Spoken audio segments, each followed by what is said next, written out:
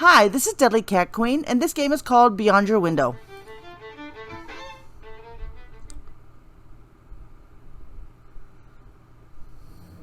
You're in your room. In front of you, there's a notepad.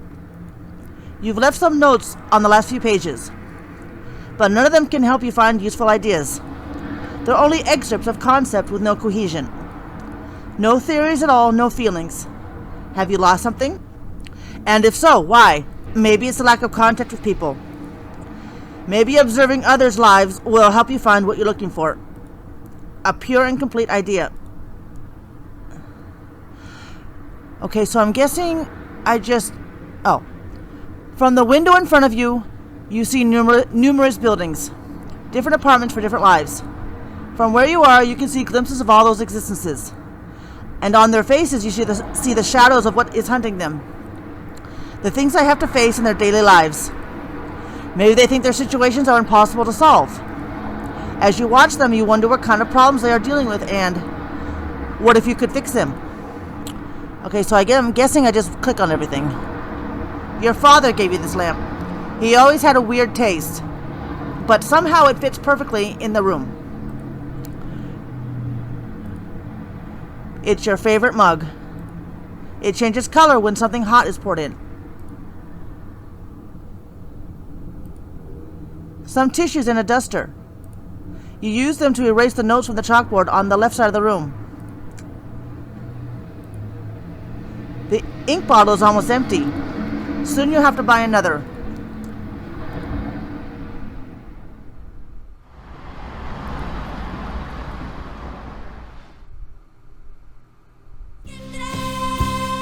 Heart's painful lesson.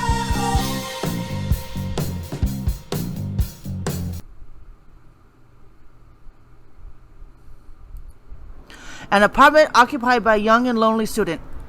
He is now immersed in the shadows of his room, looking at the darkness surrounding him. In his head, there's his girlfriend's face. He desperately misses her. He'd like to call her and tell her he's sorry about everything. That he'll try to do his best to be a better person. But he doesn't know how to say it. Student. So, what should I say to her? Well, let's start with my intention. My intention is to bring her back to me. I think, at least. So maybe I could start with, I'll say, Laura, I really love you. Yes, that's good. I'm sure it's good.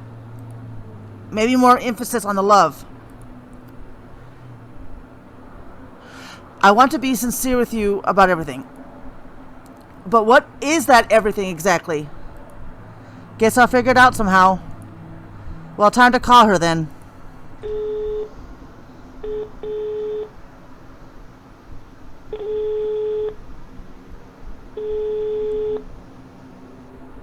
Hi, I just wanted to know if you'd like to love me. No, wait, that I love you. Yes. And I'm sorry for what I've done. You can't even imagine how much. I thought that maybe you'd want to get back together. You know. Laura, do you really want me to answer? Well, it would be nice. She ends the call without saying a word. The young student finds himself alone once again, surrounded by the room's darkness.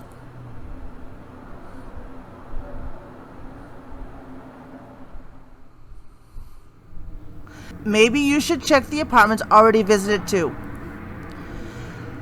Okay?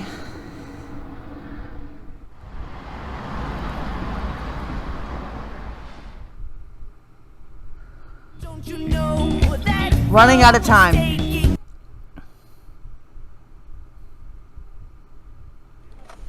A small development studio occupies the left side of the third floor. As silent as it may seem, it's a very busy place in which work never seems to end.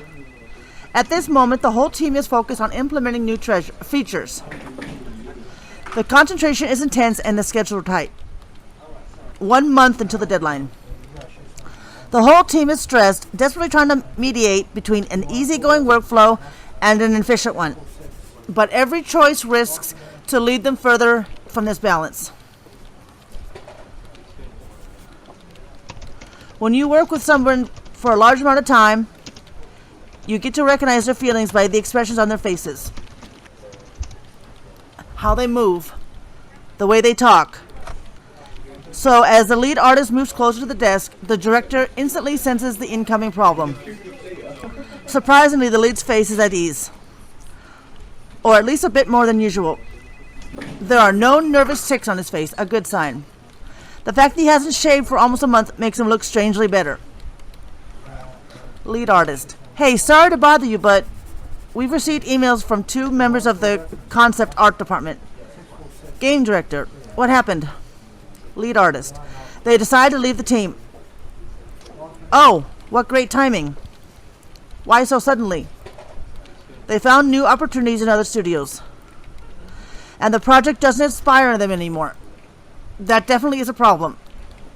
Of course, we'll close their contracts, but even 2 less people will create huge issues. Yes. We'll have to reschedule the workload for the department. So, what should we do? Distribute the workload on remaining members. Okay, we're back to this one again? I guess you don't really want to talk then. No, wait. She instantly hangs up. The student only had the time to hear the sound of her muffled crying.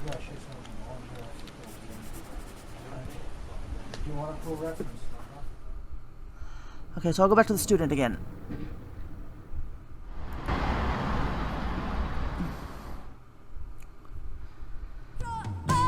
Everything is wrong.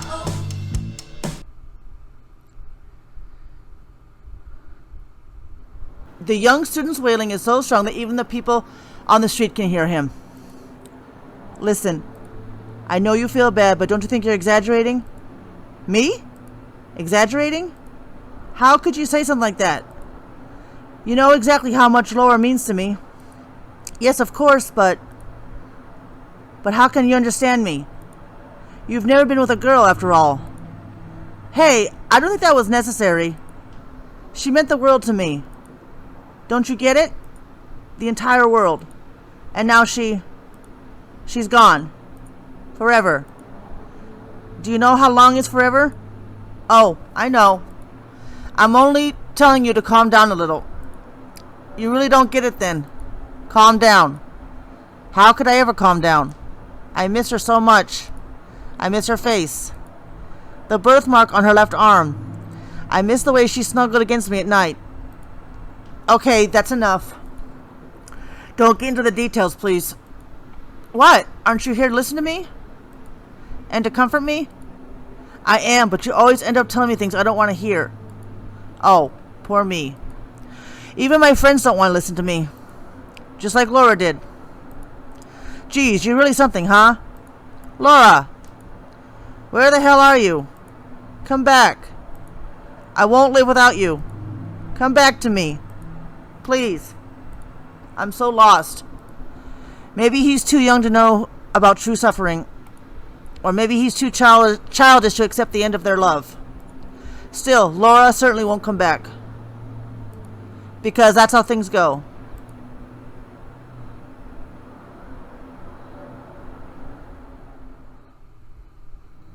Okay, I guess there's all kinds of different there's...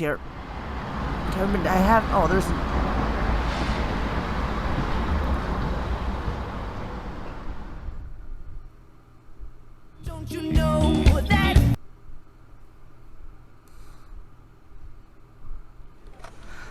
Okay, so we're going to do this again? Oh, I guess I get to choose other endings, other choices.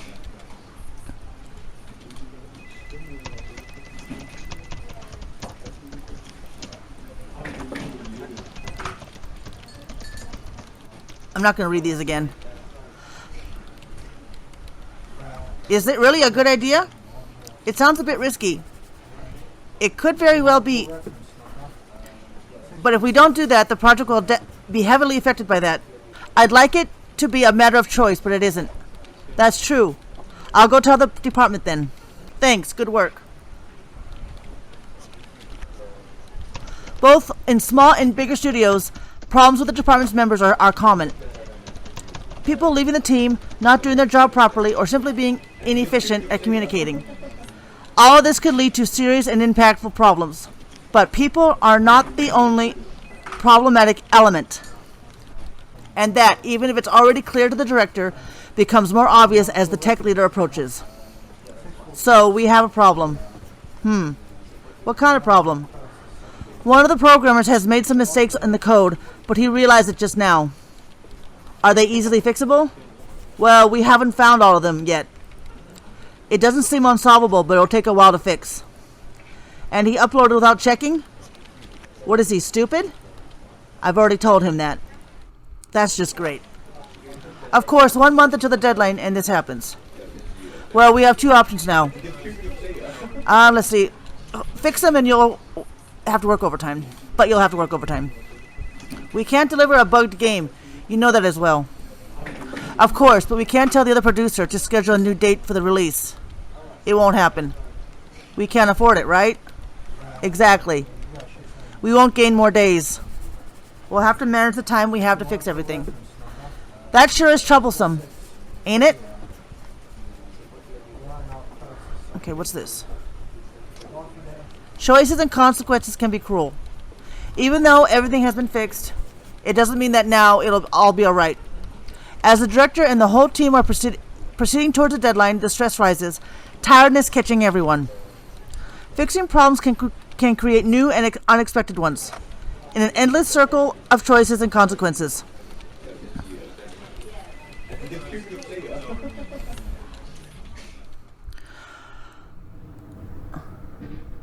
Okay, go back to the kid.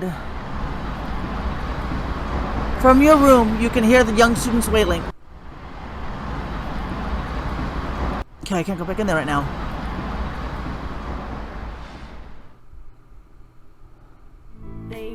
Road ahead. Silence and concentration linger in the meeting room. Everyone's gazes wander. They jump from face to face inconsistently. Nobody speaks as they're all waiting for the director to say something. But he's still thinking. He's searching for his big catch in a stormy ocean of ideas.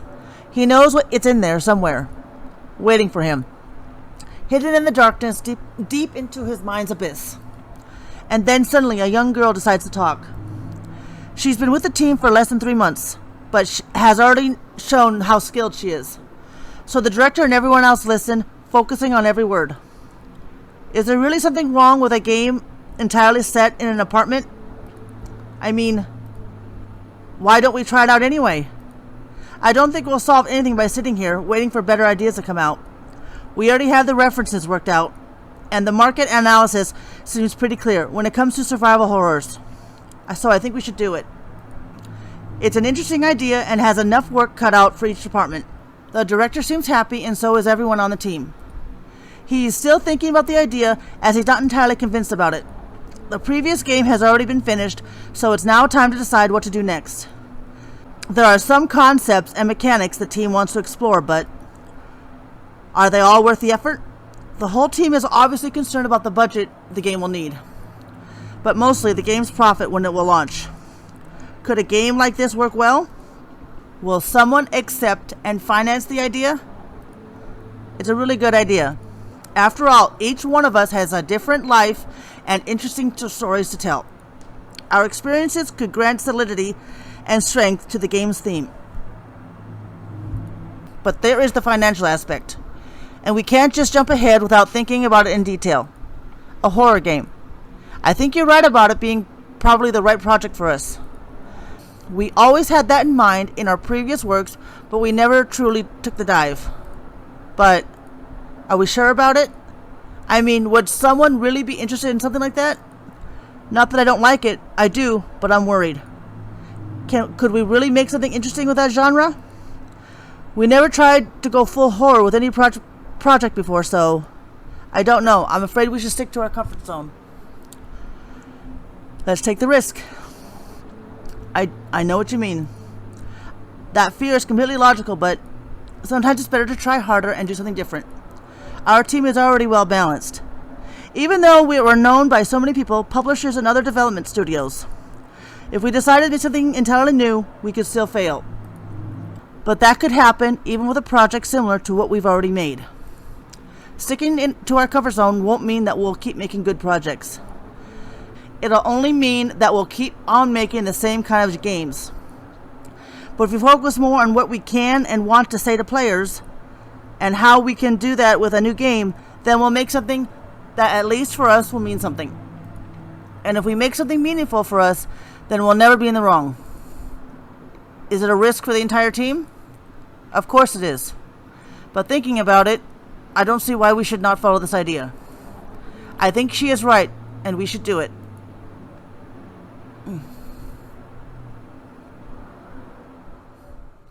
Okay. The meeting is over, and now the studio is empty. Okay. I'll try here again. From your room, you can hear the young students wailing. Oh, there's one over here.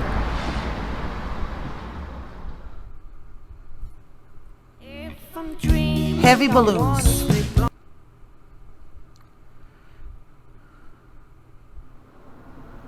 In this apartment lives a young girl. In a morning of boredom, she's waiting for a phone call. All over the walls and furniture, there are signs that she's alone. That, though, is only proof of her complete freedom.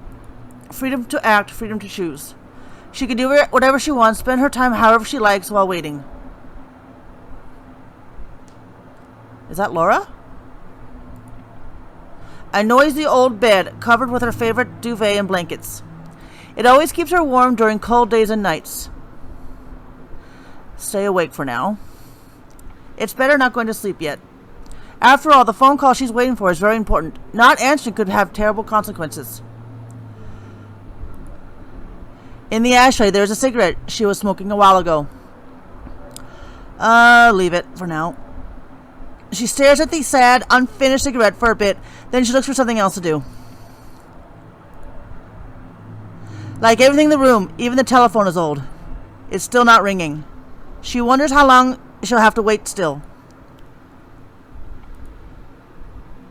A shiny mirror occupies a large portion of the wall. As almost everything else, it was given to her by her parents when she decided to move. Even though it's useful, she doesn't like to stare at herself. In fact, she avoids it as much as she can. Just stare just a little. She really doesn't like to watch her body. Maybe someday she'll make peace with it. There's only one chandelier in the room. Her father has fixed the light bulb for her. That happened months ago, and she hasn't turned the light on the whole time. Okay, turn the light on. Oh, that's a little too bright. Oh God, too bright. She turns it off immediately. She's a creature of the night after all. A small selection of books. Even though she loves reading, she doesn't want to fill her apartment with them.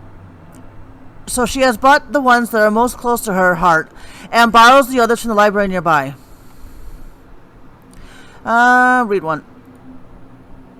She takes one of the books from the shelf after debating carefully. The Book of Poetries, written by Arseny Tarkovsky. I'm sorry if I didn't pronounce that right. She opens it, searching for a specific poem. We celebrated every moment of our meetings as epiphanies, just we two in all the world, bolder, lighter than a bird's wing. You hurtled it like vertigo, down the stairs, leading through most my lilac to your realm beyond the mirror. First meeting. Arseny Tarkovsky. Okay, what else? Oh, TV. A very old TV that her parents gifted her some time ago. The colors are pale and it doesn't receive the signal so well. But apart from that, she doesn't mind it, even though she sometimes gets bored. Turn it on. On every channel, there are only boring programs. Even though she searches for quite some time, she finds nothing truly exciting. Oh, there's the phone call. She answers the phone, already knowing who's calling. Hey, Julie, how are you? Oh, that's Julie. Hi. Okay, I guess. And you? Very bored. Same here. Oh, no. Julie's the caller. So, listen, I thought about it quite a lot, and I really can't. I'm sorry, but I can't. It's just too much. I know we could be happy and we could be together, but I simply can't abandon everything and everyone to come live with you. Oh. How is it too much? It just is, okay? What do I have to tell you? What do you want me to tell you? After everything I've done, look, I'm really sorry, okay? But I honestly can't bring myself to make this jump. I'm not ready. At all. So, I think it's better if we just... Are you leaving me? I guess I am. Well, I have to go now. Sorry. Bye. Oh. She hangs up without saying a word. There isn't much else to say. The lonely girl stands still, overcome with apathy. Now she's lonelier than before, a little sad and definitely not ready to face the situation at hand. And the boredom doesn't make things any easier. But even though it's difficult and it hurts right now, there's still a future awaiting her. Even though she doesn't have the power to control and change everything in her life, there's still hope in a brighter future.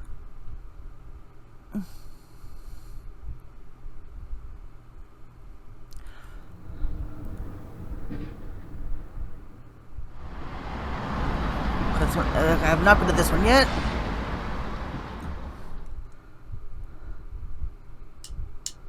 Tiny tortures.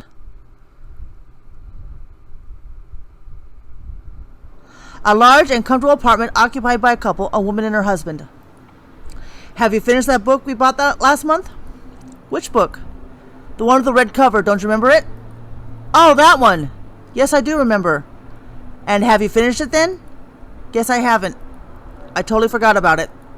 You forgot? Yes, I did. Why do you ask? I told you when we bought it that I wanted to read it. Decided that I would have after you, and now you forgot about it. But what's wrong with that? It's a book, not the end of the world. Relationships between a married couple are sometimes difficult. Every position taken means having the other as an opponent.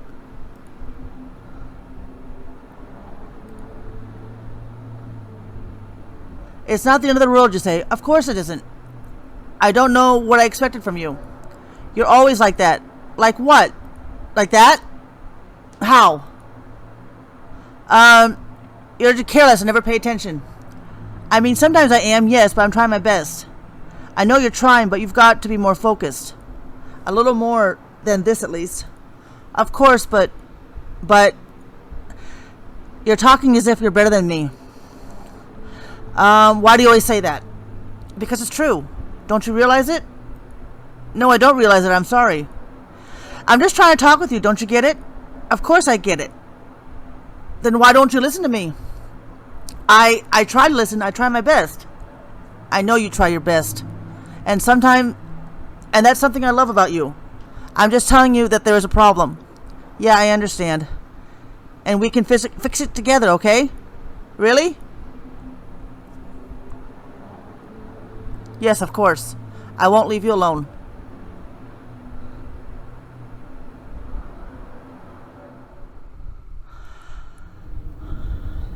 Oh, was that writing on the window there before?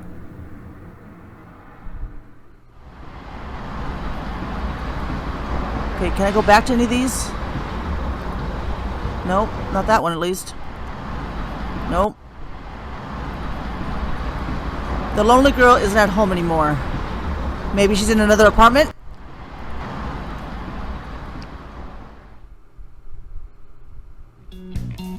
A girl is a gun.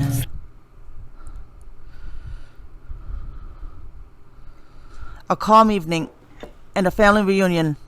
Silent feelings fill the apartment's atmosphere. So how are you, sweetie? I still don't really know. Love affairs can be complicated. Very much so. Yes, indeed. What is important, though, is to not fall in hatred's trap. One must always love, even if they are not loved back. But I still have hope. That's good. Hope is the basis for love. Yes, to have hope is to love yourself. Love itself. You know, dear, living is a difficult matter. But I believe that if we have hope, we can endure everything. Pain, grief, solitude. And to endure all these things means that we can bravely confront life without fear. The young girl smiles at her parents. In her memory, the face of who is now her ex-girlfriend still shines, but the image is becoming paler. Yet she does not feel any hate for her. She is sad, that's for sure. She still feels lonely. But even if the world is harsh and life isn't beautiful or pleasing as she would like it to be, maybe the future will be better. This is getting interesting.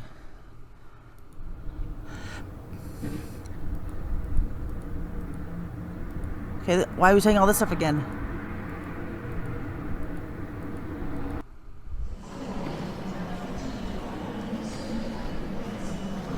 Who are you? I'm the director of an independent video game development team. It's a pretty small team, but we're proud of it. What do you wish for? I'm still looking for something. I'm looking for a project that could get me to the knowledge I need. Knowledge about the world around me, the people that inhabit it, about my own true self. I hope I'll find it soon, but in the meanwhile, we all try to jump from project to project, and everyone in the team find their own answers on the way. So hopefully one day I'll be able to find mine.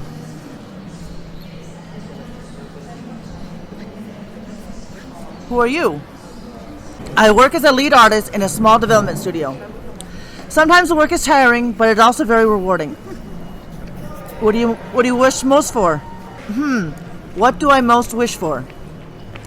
I guess I wish to be less insecure. Insecure about my own abilities and work. I do better if I'm in an environment in which people tell me what they think about what I do. If they like my work, or if they think that there are things that should be fixed, but it's a little restraining. I constantly need feedbacks, so it's just difficult.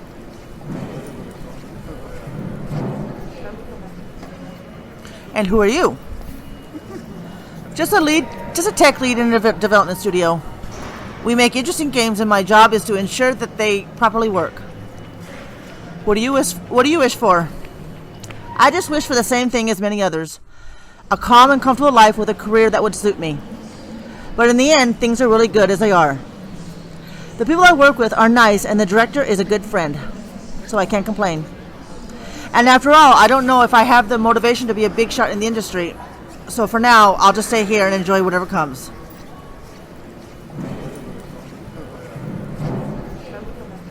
What do you wish for? I'm still not sure about it, but for now, I just want to do what I like. My only desire is to be able to make games that could be an experience rather than pure entertainment. And who are you? I'm a game design intern in a small studio.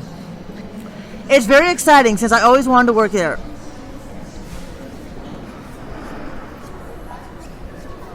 Okay, who are you? I work as a nurse in a small clinic. What do you wish for? I wish my husband would pay more attention to things. He's a good man, but sometimes he just gets lost. And so he forgets about what truly matters in life. Love and family is what ties us together.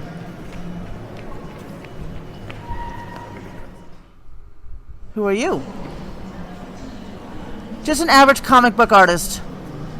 What do you wish for? Oh, something very simple. I'd just like to be able to stop drawing and retire. I've done the same thing for so long that I think I forgot what it feels like to live. And I want to focus more on my family. Who are you? I'm a university student. Currently, I'm studying foreign languages. What do you wish for? I would like to love and be loved back. That's the most important thing to me.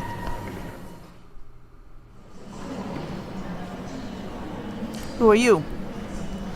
I'm a graduate in art with a specialization in theater. At the moment, I'm looking for a job. What do you wish for? I think what I wish for most is for people to be less pressing when it comes to relationships. I don't want my life being dictated by someone other than myself. Everyone lives their lives at their own pace, after all. I think we all need space to grow. And for someone to grow, they need to be nurtured with patience and care.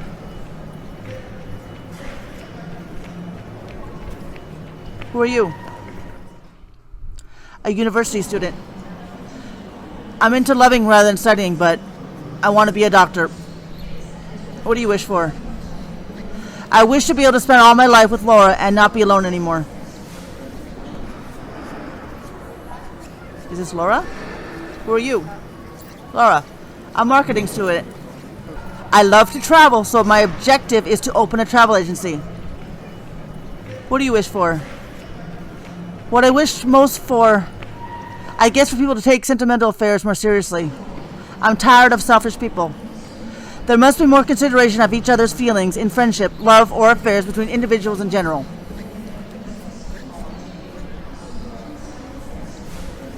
Who are you? I'm a mathematics student. Nothing very interesting. What do you wish for? I wish I could sleep without my best friend calling me in the middle of the night. He's always worried because of his relationship with his girlfriend. And when something's wrong, he doesn't consider at all other people's feelings. Or if they're doing something.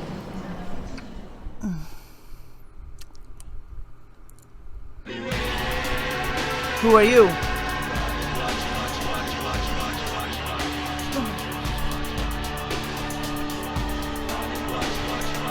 What do you wish for?